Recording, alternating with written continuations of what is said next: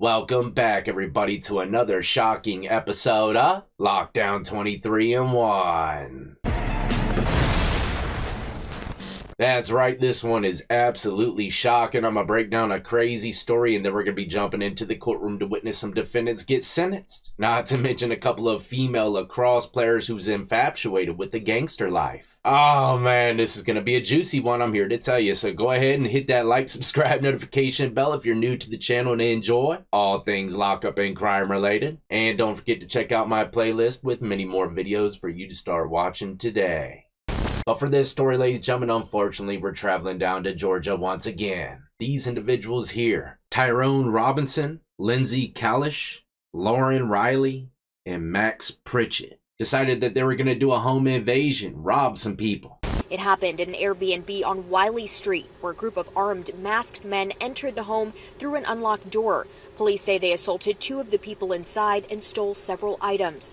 It says here that Lauren Riley and Lindsay Kalish, both former Life University lacrosse players, met Max Pritchett and Tyrone Robinson through a shared connection to the Atlanta music and gang scene. The women were described as being obsessed with the gang and studio life. Oh man, these girls are probably getting it in. Jeez. But picture this, it says that the lacrosse players allegedly recruited Pritchett and Robinson to carry out a violent home invasion and robbery at an Airbnb in Atlanta on November 8th, 2019. And keep in mind, like I said, after I break this down, we're going to jump into the courtroom and witness some of these defendants get sentenced because they already been through the court process. But prosecutors stated that the two women set up the robbery because they knew that the house party and the rental would have cash and drugs. Riley and Kalish entered the party first to scope it out, before returning to their car to wait while Pritchett and Robinson, armed with guns and wearing masks, stormed the house to beat and rob the guests. Court documents revealed that the women agreed to be paid by a third man to drive Pritchett and Robinson to the scene. Text messages between the two women later surfaced in which they expressed a disturbing attraction to the violence, while Riley asked Kalish, "Why is this so sexy that these men were beating people up?" Look, fellas, don't let this go to your head, man. Most girls don't really like that, right? Nah, y'all don't really like the bad guys so much, do ya? I got 4 daughters, so this kind of hits home, you know. These girls probably,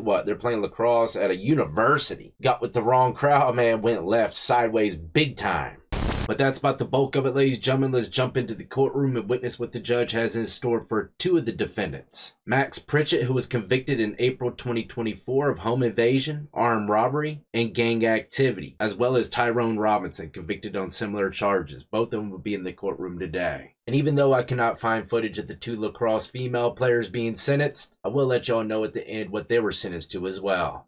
Alright, here we go. Hopefully you got your smoke-proof khakis on, because if I were to guess, the clouds are going to be like thick cumulus nimbus on this one. Per usual, though, with robbery situations. But we're going to start with one of the defendants, Max Pritchett. I believe he's going to speak on his own behalf. How do we go about this? You say whatever you want to say. This is your chance. It's a little different from Mr. Robinson because you're your own advocate. And so you don't have to say anything at all. This is your time to allocute, to say, here's what I think you should do, and here's why. But you're not under any obligation to say anything. I've now heard from your father and your sister, providing an important other view into your life, because obviously what I heard during the trial isn't your best side. But your father and your sister have helped me understand what I knew to be the case, that everyone is multifaceted, and it is rare for someone's sister to come in and say, "I hate my brother, you should lock him up for 1,000 years," unless she was the victim of the crime, and that's not her role in this. If there are things you want to share, now is the time, but you don't have to do anything. And it seems to me like he's representing himself, which is a huge mistake. I don't know if it was through the whole trial or just sentencing. Either way, I strongly recommend, man, this is just a recommendation. You always try to get yourself, if you've got the money, a paid attorney. And if not, get that court appointed, because I'm here to tell you, I've had some great ones in the past. Anything's better than not having an attorney at all. As you can tell, he didn't even know what to say when he took the stand. Think he even knows the beginning on how to defend himself? State's recommendation of that time is not saving my life, but it is more. It is definitely more destroying it.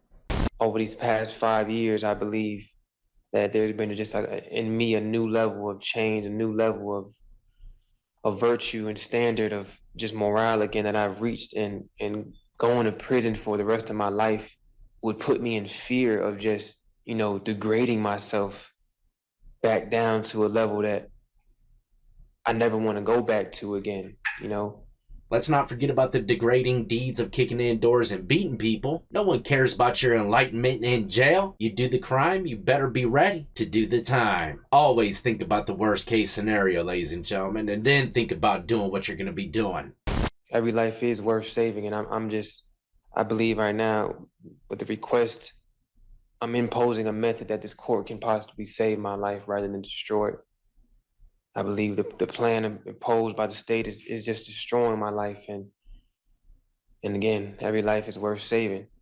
And so, yes, I just ask for grace and mercy. All right. Thank you, Mr. Pritchett. One more question. If there was a motion I wanted to file, could I do that today? I'm going to talk about your ability to file motions and appeals and all that, both for you, excuse me, as well as Mr. Robinson. So I always prefer salvation over punishment. This is the worst part of the job of being a judge. I have excellent advocates in front of me that are pulling not in entirely different directions. No one's saying let everyone out right now and rejoice their sentence is over. But I wanted to be clear that part of what necessarily flows from a jury finding defendants guilty of multiple armed robberies and aggravated assaults where people were left praying for their lives, seeing their lives flash before them, not sure whether they'd live to see the next day, are pretty meaningful consequences. This case is very different from a shoplifting or an entering auto. There are 7 people who will never forget what happened to them, and what happened to them was in no way a good thing. And honestly, if I was the defendant and I heard the judge say that, I'd pretty much be seeing the smoke clouds already. It is, I believe, necessary and appropriate from a justice perspective that there be a period of time beyond the years you've been waiting for this disposition that is punishment for what happened. And this applies equally to you and Mr. Pritchett. You may feel very, very unlucky right now, but it was truly luck and chance that no one died that night. It was a random fact that no one in that house had a gun. Because if anyone there had a gun, legally or not, they reached for a gun, you guys have guns, doesn't matter if your guns were real or not, someone was going to get shot that night. That's how dangerous this situation was. And so they're just, by the grace of God, we're not dealing with dead bodies, whether it's yours or Mr. Pritchett's or any of the people in the house, should they have chosen to resist, or who knows, Mr. Gattani might not have survived getting smashed in the head. He did, and we're all grateful for that. That's just me emphasizing how serious this situation is. So your sentence, Mr. Robinson, as to count 1 is 17 years to serve. Count 2 and 3 are also 17 years to serve. 6 and 7 are 17 years to serve. The counts I skipped were not guilty, so there's no sentence there. Count 9 merges into 2, no sentence there. And all those sentences I just mentioned, the 17 years to serve, all run concurrently with each other. Counts 10 and 11 are 18 years to serve. They run consecutive to count 1. Ooh, that's not good for him. Count 12 merges into 6. Jeez. 13 merges into 7. 14 is 18 years to serve. Concurrent. Ooh. Oh, I did the math wrong. It's 8. It's 8 years on all those. I apologize. So 10, 11, and 14 are 8 years to serve. They run concurrently with each other, but consecutive to count 1. Count 15 merges into count 3. I'm not going to lie, ladies and gentlemen, I completely lost track of how much time these guys are getting. Bobby, shut down that machine before it starts malfunctioning. Count 16 is 8 years to serve. That runs consecutive to count 1. Count 18 is 5 years to serve, concurrent with count 1. And count 19 has to be 5 years, and it has to run consecutive to count 10. And that yields a total sentence of 30 years to serve 25. And you get credit for the 5 years you served. And your lawyer can talk to you about the years that are parolable versus non-parolable, but I structured that purposefully in that way. Your sentence, Mr. Pritchett, as to count 1 is 20 years to serve.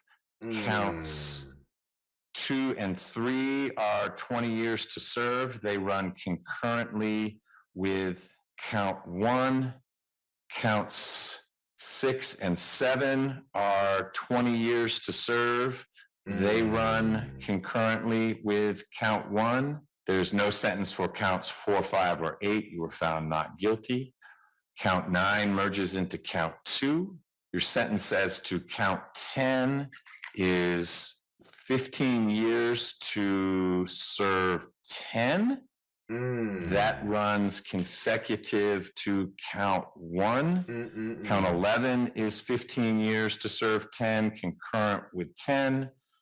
12 merges to 6. 13 merges to 7. Count 14 is 15 years to serve 10, concurrent with 10. 15 merges with 3.